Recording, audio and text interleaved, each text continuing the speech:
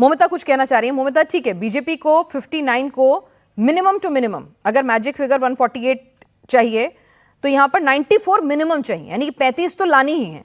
अब सवाल यह है कहां से लाएंगे। यहां पर संजय जी तो उल्टा 15 कम करवा रहे हैं। जाहिर सी बात है वो कम कराएंगे भी, विरोधी पार्टी हैं।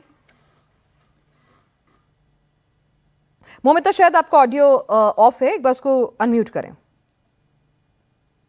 So I'm audible now, right? Yes, you are. देखिए पिनाज, मैं आंकड़ा देकर बात करना चाहूंगी। जैसे कि अभी क्या है कि जो 294 सीट है, इसमें आफ्टर एसआईआर 190 एसआईआर के दौरान 190 सीट्स गॉट अफेक्टेड। तो out of that 190 seats TMC को 111, फिर भाजपा को 68 एंड बाकी 10-12 सीट्स लेफ्ट कांग्रेस और अदर्स में गए थे। तो टीएमसी ना यहाँ से सब्सटेंशियली गेन किया था।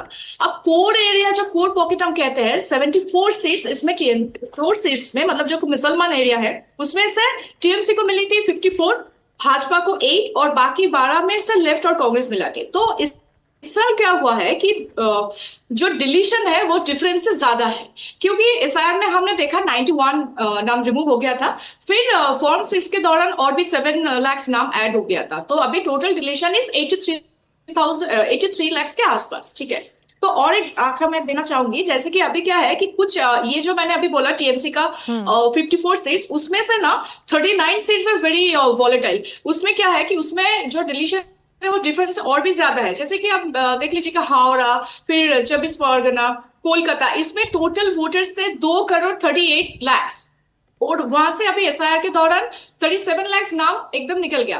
तो 2 करोड़ के आसपास अभी वोटर्स है, ये नोट करना बहुत जरूरी है।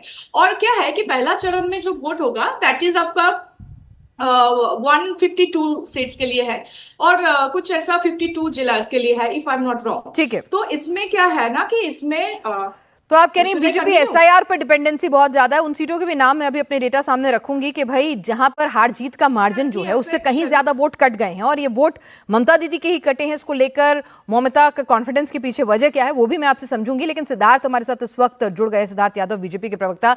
सिद्धार्थ जी, अभी संजय शर्मा जी ने कहा कि इस 152 फर्स्ट फेज में अगर आपको वाकई में मैजिक फिगर 148 आपको छूना है, सेकेंड फेज की सीटें वैसे ही आपके लिए बहुत अच्छा नहीं है। वहां पे साउथ बंगाल और ग्रेटर कोलकाता का रीजन आता है। 18 सीटें आपने पिछली बार हासिल की थी। Max to max upper limit भी कर दें, 3 गुना भी प्रदर्शन कर दें, तो आपको फर्स्ट फेज से मिनिमम 94 to 100 सीटें निकालनी है। कैसे निकालेंगे, कहां से निकालेंगे? संजय शर्मा जी तो कह रहे हैं 15 और आपका नुकसान हो जाएगा। देखिए, सबसे पहले मुझे लगता है कि जो नीचे भी एक टिकर आपका चल रहा है कि 100 सीटें बीजेपी की आना ये चुनौती है, ये चुनौती नहीं, हकीकत होने जा रही है। 100 से ऊपर ये जो फर्स्ट फेजेस में भारतीय जनता पार्टी ला रही है, और उसका कारण मैं आपको बता देता हूं। ये तो सबकी सहमति होगी कि जिस फर्स्ट फेज के चुनाव हो रहा है वो भारतीय जनता पार्टी का स्ट्रॉन्ग होल्ड रहा है पहले से। उत्तर बंगाल भारतीय जनता पार्टी का स्ट्रॉन्ग होल्ड रहा है। दुर्गापुर, मेदिनीपुर में भी भारतीय जनता पार्टी ने पिछली बार अच्छा परफॉर्म किया था। उस जोन के अंदर भी भारतीय जनता पार्टी इस बार बहुत गेन कर रही है, इसमें कोई दो राय कहीं नहीं है, आप किसी से भी पूछेंगे।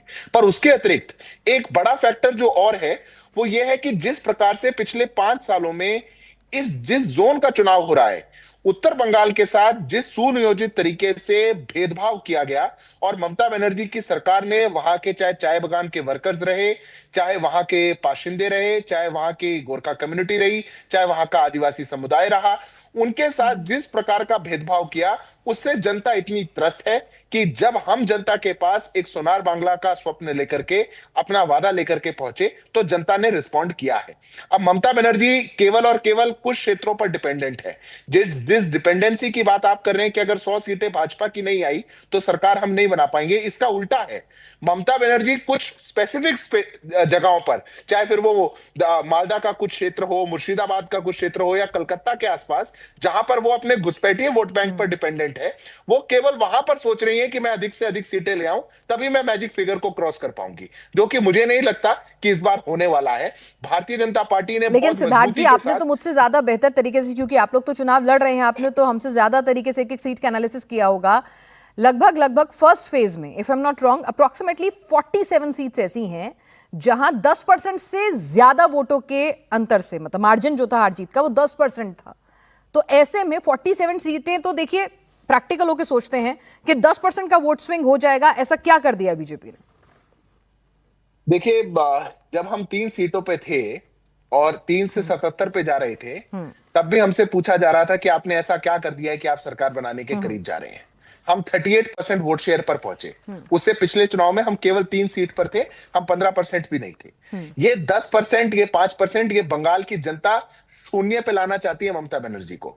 बंगाल की जनता में से आप घुसपैठियों के वोट को हटा दीजिए, जो अधिकतम एसआईआर में हट भी गया है। कोई बंगाल का मां माटी मानुष को मानने वाला व्यक्ति आज पश्चिम बंगाल में ममता बनर्जी को पसंद नहीं कर रहा।